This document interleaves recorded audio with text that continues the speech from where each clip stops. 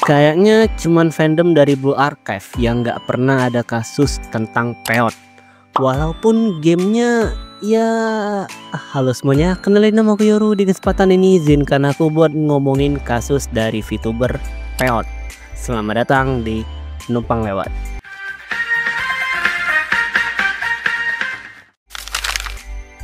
Jadi buat drama atau permasalahan ini harusnya udah selesai, tapi ya bodo amat lah.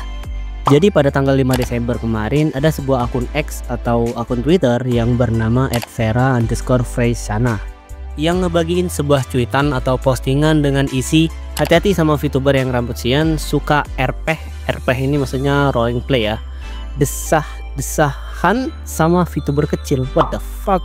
Cuma karena lo gepeng dan 100k sub bukan berarti lo punya hak jadi orang brengsek. Dari postingan itu banyak banget yang respon, mulai dari orang awam, fans VTuber, sampai beberapa VTuber itu sendiri. Masalahnya karakter VTuber yang rambut sian itu ada lumayan banyak, dan di postingan itu nggak dikasih tahu tuh gender dari VTubernya, entah itu cowok atau cewek.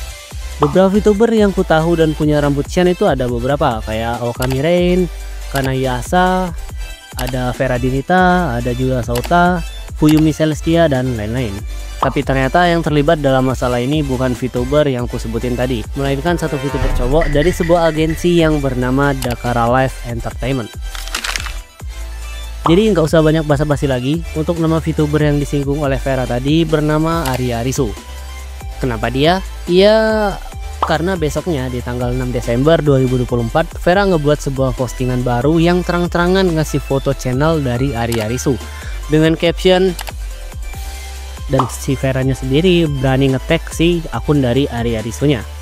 Dan sesuai lah ciri-ciri yang dikasih Vera sebelumnya, kayak VTuber rambut kian dan punya lebih dari 100k subs. Tapi pas ku cek tadi subsnya turun, jadi nggak lagi 100k subs. Aduh, aku mau mulainya dari mana ya? Masalahnya nih drama panjang banget. Tapi gas lah. Jadi di sini kita bakalan kenalan dulu sama beberapa karakter. Si AR yaitu Arya Risu, terus ada si S yaitu salah satu korban dari si AR, dan si N yang juga merupakan salah satu korban dari si AR, dan akan ada lagi beberapa karakter lain, tapi kita bakalan kenalan di AR, S sama N ini dulu aja. Kita masuk dulu ke kasus yang pertama antara si AR dan juga si S. Pertama kali S bertemu AR di Discord, tepatnya di server publik milik sebuah agensi kecil. Mereka voice bareng, ngobrol santai, dan mencoba RP bersama teman lainnya. Waktu itu S yang merupakan korban si AR mengaku kalau karakternya dulu emang agak yabai, atau bisa kita bilang ya agak cabul lah. Dan si AR merespon dengan antusias, tapi mulai ada tanda-tanda aneh. Pada tanggal 15 Oktober, si S meminta maaf karena merasa sempat memancing AR secara tidak sengaja dengan cara yang yabe atau yang ya kayak gitulah dewasa. Tapi bukannya biasa aja, tapi si AR berkata, lu harus tanggung jawab nih, dan lanjut meminta izin untuk telepon-teleponan. S mengiyakan karena mengira hanya akan membahas permintaan maaf, tetapi AR mulai mengarahkan obrolan ke hal-hal yang erotis. Dari sana, AR semakin sering meminta S untuk melakukan video call dengan intensi tertentu. Saat S menolak, AR akan menggunakan flaying victim, membuat S merasa bersalah hingga terpaksa mengiyakan. Dan pada tanggal 17 atau 18 Oktober, saat video call, AR tiba-tiba membuka kamera dan menunjukkan dirinya sedang melakukan tindakan vulgar dengan emot pisang. Ya bisa kita simpulkan kalau ini harusnya lagi coli. S panik dan langsung menutup panggilan. Sejak kejadian itu, si S takut untuk mengangkat panggilan dari si AR karena terus terbayang apa yang ia lihat sebelumnya. Namun AR tak berhenti. Pada tanggal 28 atau 29 Oktober, AR mengajak S untuk meet up di Bandung dengan alasan biar sekalian ngobrol langsung. Sebelum meet up, mereka sempat bertengkar. AR sering merendahkan si S, membuatnya merasa kecil. Mental S saat itu yang masih di bawah umur menjadi alasan kenapa ia akhirnya tetap setuju. AR membawa S ke apartemen sewaan dengan dalih untuk bermain atau ngobrol seperti biasa. AR membawa S ke apartemen sewaan dengan dalih untuk bermain atau ngobrol seperti biasa. What the fuck? Why? Kenapa harus di apartemen? Tapi kenyataannya AR mulai menyentuh. Udah ketebak. Tapi kenyataannya AR mulai menyentuh, memeluk, dan memaksa si S untuk tidur dengannya. Udah gila. S sempat mencoba melawan tapi kalah tenaga. Ya iyalah, anak di bawah umur. AR memaksa hingga terjadi tindakan yang benar-benar melanggar batas dengan emot anggur.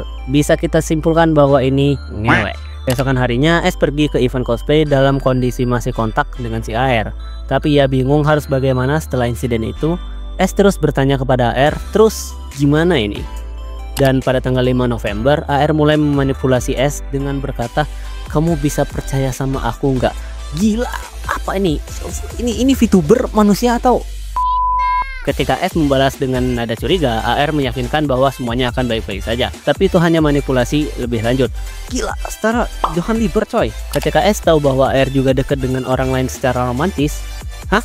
Ketika S tahu bahwa AR juga dekat dengan orang lain secara romantis, AR langsung tersinggung. Hah? AR langsung tersinggung? AR makin kesal saat tahu S bercerita kepada Kuncoro. Nah, di sini kita nge-unlock karakter baru lagi nih, namanya Kuncoro, temannya si S. Padahal Kuncoro hanya mendengarkan curhatan dari si S dan belum membocorkan kepada siapapun. By the way, Kuncoro nih nama teman gua coy. AR memutarbalikkan fakta, menyalahkan S dan mengarang alasan bahwa ini semua adalah kesalahan Kuncoro. Pada tanggal 9 November, AR tiba-tiba minta maaf pada S, berpura-pura menyesali perbuatannya, tapi itu hanya tipuan karena AR sebenarnya sudah mencari korban lain. Gila, ini setara Johan Lieber coy, manipulator. S hanya membalas dengan nada tegas. Oh iya, bagus deh kalau kamu introspeksi. Kasihan orang-orang yang kamu rugiin. Setelah itu AR memutus kontak dengan si S. Di sini si Vera juga ngasih notes. AR tahu bahwa S itu 16 tahun. What the fuck? AR menggunakan trauma dumping sebagai cara mendekati korban. Motif ini digunakan pada setidaknya 3 orang yang sudah teridentifikasi. 3 orang? What? Oke, kita masuk ke kasus lain, yaitu korbannya ya si N. N mengaku pertama kali berinteraksi dengan AR pada tahun 2020 ketika dia masih berusia 15 tahun. AR mulai mengikuti akun YouTube-nya karena suka dengan suaranya yang pitchy dan tinggi, kemungkinan karena belum mengalami perubahan suara akibat pubertas. Dan kalau di tahun 2020 harusnya si AR itu belum jadi VTuber ya, karena pas aku cek video pertama dari si AR itu di tahun kalau nggak salah 2021 deh, lebih tepatnya di tanggal 1 Mei 2021. Pada Juli 2024, AR melakukan trauma dumping, berbicara tentang patah hatinya dan bagaimana N sangat mirip dengan seseorang dari masa lalunya. N merasa ini terlalu berat untuk seorang yang baru dikenal. N juga mengingat AR sempat membahas masalah dengan komunitas VTuber, mengklaim tidak mengerti mengapa banyak orang berbicara buruk tentangnya. Namun dari nada bicaranya, AR tampaknya tidak merasa bersalah atas tindakan di masa lalunya. Ketika N mengungkapkan bahwa dia sudah menikah, AR mulai memanggilnya Nesan. Nesan? Anjir, gila, wibu banget cok. Meskipun tetap menunjukkan ketertarikan yang membuat N semakin tidak nyaman. N merasa perilaku AR semakin tidak pantas, terutama setelah menyadari alasan utama AR tertarik adalah karena dia terdengar seperti loli sebelum pubertas. Astaga, emang puncaknya terjadi pada rencana collab di bulan Agustus. N merasa tidak nyaman dan memutuskan untuk ghosting si AR dan menghindari interaksi lebih jauh. Setelah melihat pengakuan korban lain di medsos, N akhirnya menyadari pola perilaku ini bukan kebetulan. Pengalaman ini memberikan kejelasan bahwa perasaan tidak salah dan tidak gila karena merasa tidak nyaman sejak awal. Dan di tanggal 7 Desember si AR atau Arya Risu meminta maaf lewat chat, dan ternyata selain S dan juga N ada lagi korban yang bernama K dan juga A. Anjing, banyak banget. Dan setiap semua korban dari AR juga udah ngirimin pesan permintaan maaf secara pribadi. Dan di tanggal 8 Desember 2024 kemarin si AR ngebuat public statement permintaan maaf di postingan IG. Dan harusnya masalah atau drama ini udah selesai. Tapi kita kedatangan ada beberapa korban dari AR yang speak up terkait masalahnya. Mulai dari korban B, korban C, dan temen korban D. Terus ada juga testimoni atau tambahan terkait dari drama ini. Waduh. Terkait masalah ini banyak banget yang respon secara buruk. Ya iyalah, ini bukan lagi drama, ini hitungannya udah tindak kriminal. Yang respon ada VTuber, orang awam, bahkan orang yang mungkin kenal secara dekat dengan AR. Dan kemarin juga ada pertanyaan kenapa nggak dilaporin ke polisi. Vera juga ngebuat postingan yang ngebilang bahwa justru korban diam karena takut kalau sampai keluarganya tahu, atau bahkan kena risiko dikeluarin dari sekolahnya. Ya karena mereka masih usia 16 tahun coy. Karena mau bagaimanapun ini juga aib Tapi kalau bener mau ngusut AR-nya, nanti kita bisa minta ke korban lain dulu. Yang mungkin semoga aja mereka berani sih buat ngelaporin. Dan ini menjadi bukti bahwa si AR mungkin satu circle sama Faircon. Oke, mungkin itu aja obrolan kali ini yang ngebahas dunia drama VTuber. Terima kasih buat teman-teman yang udah dengerin obrolanku. Semoga kalian suka dan jangan lupa buat minum air putih.